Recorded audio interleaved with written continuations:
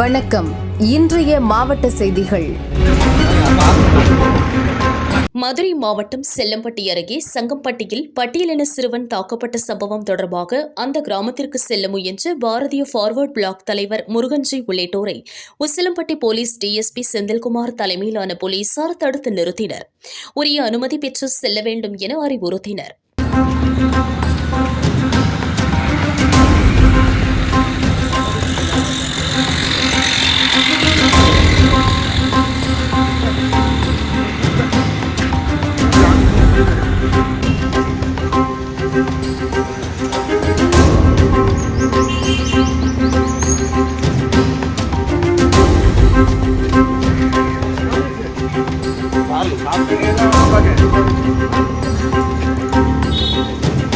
மதுரை மாவட்டம் உசிலம்பட்டி வட்டம் செல்லம்பட்டி அருகே உள்ள சங்கம்பட்டியில் கடந்த வருடம் நடைபெற்ற சிறு வயது தம்பிமாருக்கு ஏற்பட்ட பிரச்சனையை தொடர்ந்து மிகப்பெரிய ஜாதி பிரச்சனை ஆக்கி கொடுக்கப்பட்ட பொய் புகாரின் பேர் 6 இளைஞர்கள் மீது 6 சிறுவர்கள் மீது வன்கொடுமை தடுப்புச் சட்டமும் பதிவு செய்யப்பட்டு விசாரணை நடைபெற்ற வேளையில் மாவட்ட கண்காணிப்பாளர் அவர்கள் அப்பொழுது சம்பவம் நடைபெறவில்லை என்பதை பதிவு செய்த பின்னால் திட்டமிட்டு கலவரத்தை தொடர்ந்தடியாக 2 ஆண்டுகளாக நெல்லை, தென்காசி, தூத்துக்குடி பகுதியில் இருபெரும் சமூகத்திலேயே மிகப்பெரிய மோதலை உண்டாக்கி 200க்கும் மேற்பட்ட கொலைகள் நடைபெற்று வருகின்ற நிலையில் அமைதியாக இருக்கின்ற உசிலம்பட்டி மதுரை மாவட்ட பகுதியில் ஜாதி கலவரத்தை தூண்ட வேண்டும் என்ற திட்டமிட்ட நோக்கத்தோடு மார்க்சிஸ்ட் கம்யூனிஸ்ட் கட்சியுடைய பொதுச்செயலாளர் சண்முகமும் விடுதலை சிறுத்தைகள் திட்டமிட்டிருப்பது இந்த பிரச்சனையிலே அவர்கள் ஒன்றுமில்லாத பிரச்சனையை உருவாக்க தெரிகிறது. ஆகவே அந்த மக்களை சென்று சந்தித்து என்ன நடந்தது என்பதற்கு விசாரிக்க செல்கின்ற பொழுது தமிழக அரசு எங்களை தடுப்பு காவலில் வைத்திருக்கிறார்கள். தமிழக அரசுக்கு சொல்லுவதெல்லாம் தென் மாவட்டம் முழுவதும் கலவரத்தை ஏற்படுத்தி இந்த ஆட்சிக்கு மிகப்பெரிய ஆபத்தை உருவாக்குகின்ற தீய சக்திகளை அடையாளம் காணாமல் ஜாதி வெறிபிடித்தவர்கள், பிரிவினைவாதிகள், தேச துரோகிகளுக்கு இந்த ஆட்சி துணை போவதற்கு இது உதாரணமாக இருக்கும். இந்த நிலை நீடித்தால் தென் மாவட்டத்தில் ஏற்படுகின்ற மிகப்பெரிய கலவரத்திற்கு தமிழக அரசு முழு பொறுப்பேற்க வேண்டும் என்பதை தெரிவித்துக் கொண்டு மதுரை மாவட்டம் அமைதியாக இருக்கிறது என்பதை தமிழக அரசு புரிந்து கொண்டு ஜாதி கலவரத்தை தூண்டுகின்ற மார்க்சிஸ்ட் கம்யூனிஸ்ட் கட்சியுடைய செயலாளர் சண்முகத்தையும் விடுதலை சிறுத்தை பொறுப்பாளர்களையும் தலித் விடுதலை முன்னணியையும் மற்றும் பிரிவினவாசத்தில் அடையாளம் கண்டு ஜாதி கலவரத்தை தூண்டுகின்ற சக்திகளை தக்க நடவடிக்கை எடுக்கணுமாக கேட்டுக்கொள்கின்றோம்.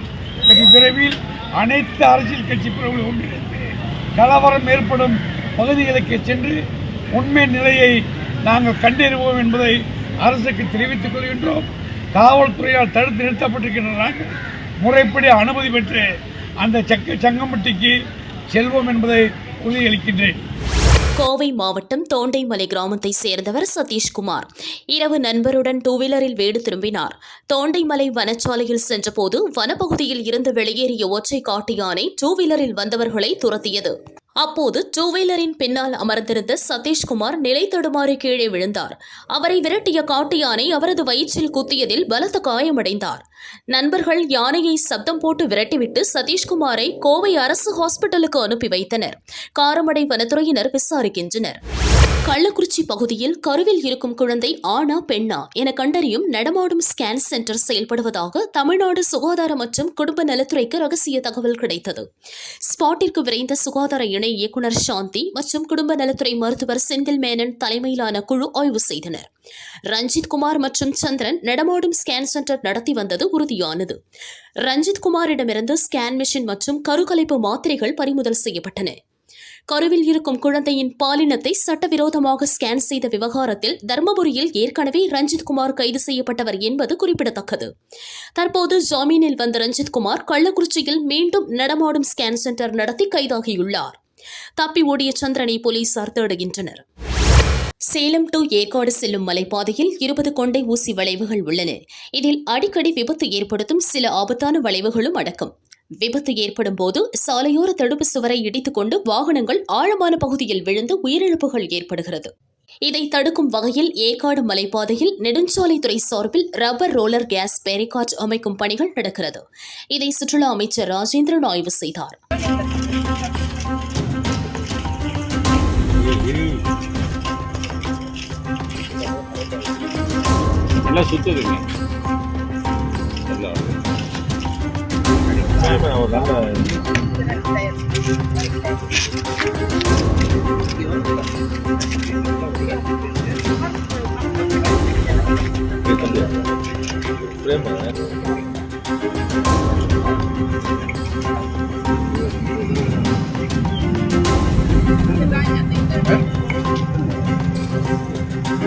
மலைப்பாதையில் டிரைவரின் கட்டுப்பாட்டை இழந்து வேகமாக செல்லும் வாகனங்கள் ரப்பர் ரோலர் கேஸ் பேரிங்கில் மோதும் போது ஆழமான பள்ளத்தில் விழாமல் வாகனங்களுக்கும் பயணிகளுக்கும் எந்தவித பாதிப்பும் ஏற்படாத வகையில் இந்த ரப்பர் ரோலர் கேஸ் தடுப்புகள் பாதுகாக்கும்.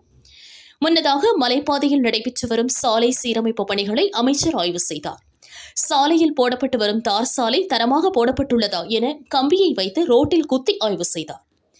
ஆய்வின் போது கலெக்டர் பிருந்தா தேவி மற்றும் அதிகாரிகளுடன் இருந்தனர்.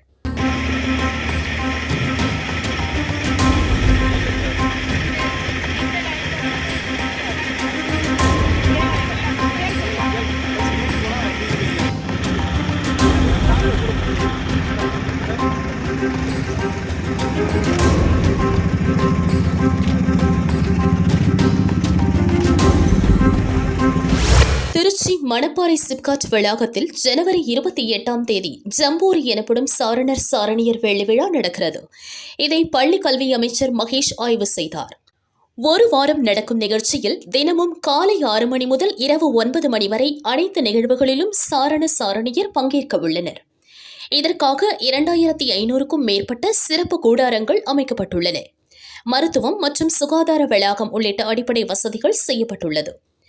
மாநிலத்திற்கு தலா 100 முதல் 150 மாணவர்கள் பங்கேற்பர் என எதிர்பார்க்கப்படுகிறது. நிகழ்வுகளை சிசிடிவி கேமராக்கள் மூலம் போலீஸ் கண்ட்ரோல் ரூம்களில் இருந்து கண்காணிக்கப்பட உள்ளது. பங்கேற்பாளர்களுக்காக 74 சமையல் கூடங்கள், பாத்திரங்கள், மளிகை சாமான்கள் மற்றும் காய்கறிகள் தயார் நிலையில் உள்ளன. 50 படுக்கை வசதிகள் கொண்ட ஹாஸ்பிட்டல் மற்றும் கலந்தாய்வு கூட்ட அரங்கம் அமைக்கப்பட்டுள்ளது. நிகழ்ச்சிக்கான ஏற்பாடுகளை பள்ளி கல்வித்துறை செய்து வருகிறது.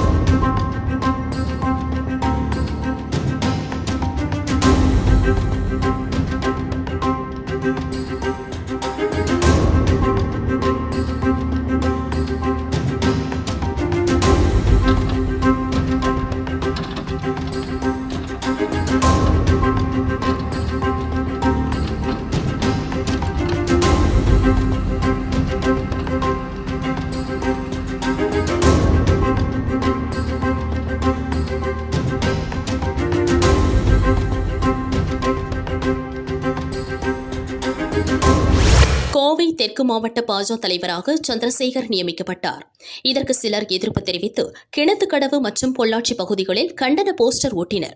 அதில் அண்ணாமலையை தெற்கு மாவட்டத்திற்குள் வரவிடாமல் தடுத்த சந்திரசேகருக்கு மாவட்ட தலைவர் பதவியா என்ற வாசகம் இடம்பெற்றுள்ளன.